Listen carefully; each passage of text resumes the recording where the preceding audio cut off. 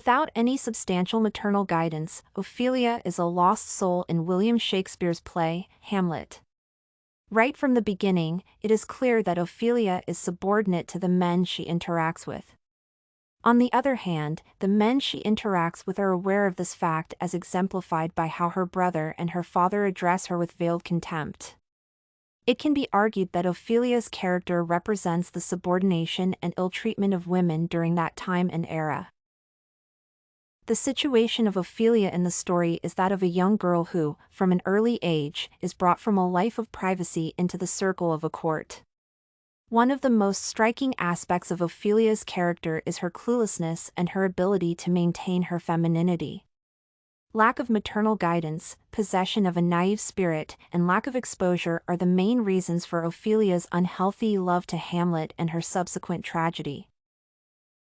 Ophelia is most likely an orphan, as no mention of her mother is made during the entire play. Moreover, Ophelia lacks a substitute mother figure in her life. Ophelia depends on her father Polonius and her brother Laertes for nurture and guidance. Ophelia does not have any nostalgic feelings towards her mother, a sign that her mother might have died when she was an infant. Ophelia's father acts as her primary guardian and counselor. She lacks the privilege of receiving advice from her kind. For example, her father and her brother are the ones who stress to her the need for maintaining her chastity. Receiving advice of this type from a male figure is not only inappropriate, but it is also moot, as her seducers are men themselves. Everything Ophelia knows about men, she has learned from her father and her brother. For instance, their interferences in her relationship with Hamlet are based on their male perspective. Ophelia's lack of maternal influence reduces her to a lone ranger. In a patriarchal world where women are treated as objects and are almost overrun by men, Ophelia would have benefited from having a maternal confidant. Possibly, the confidant would have offered advice that would have helped her maneuvers in the patriarchal society. Her relationship with Hamlet is contrary to the wishes of her father. Given that her father is the only influential parent in her life, the decision to go against his wishes weighs heavily on her conscience. It is possible that this decision contributed to her insanity and subsequent suicide. Any maternal influence would have helped dilute the tension that surrounded Hamlet and Ophelia's relationship. Ophelia exists in a society that is dominated by men. This limits her choices in life, and her whole existence is reduced to loyalty and obedience to the men in her life. Ophelia's life did not have many freedoms. However, her submissiveness is not personal, but it applies to all the women of her time. For instance, Hamlet's relationship with his mother reveals that submissiveness is something that was expected from all women.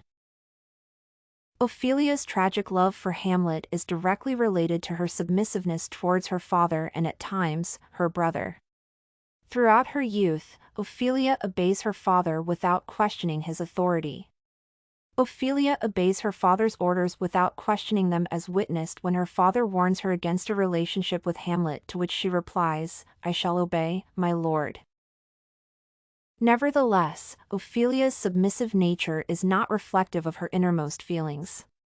For example, she respectfully criticizes her brother for applying double standards when it comes to chastity. This scene reveals that Ophelia's submission does not mean that she lacks an opinion of her own. This submission is what keeps Ophelia from questioning the dynamics of her relationship with Hamlet.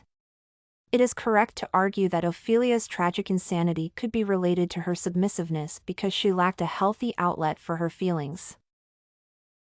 Ophelia's naivety makes her easy to manipulate. Hamlet constantly manipulates Ophelia to do whatever he wants. At first, Hamlet tries to convince her to be his lover and then uses her to perpetuate his fake madness. He performs several crazy antics in front of her, hoping that she will speak of the horrors she saw. Also, Hamlet uses Ophelia as the tool of her revenge against his mother, Gertrude. Instead of being honest with Ophelia, Hamlet uses her to perpetuate his negative stereotypes about women. Hamlet's cold-heartedness proves to be too much a burden for Ophelia, who loves Hamlet with all her heart. Ophelia spends all her days being shielded in Lord Chamberlain's household. Both her father and her brother are very protective of the young Ophelia. Other than Hamlet, who is very suspicious towards Ophelia, everybody else is aware of her good nature.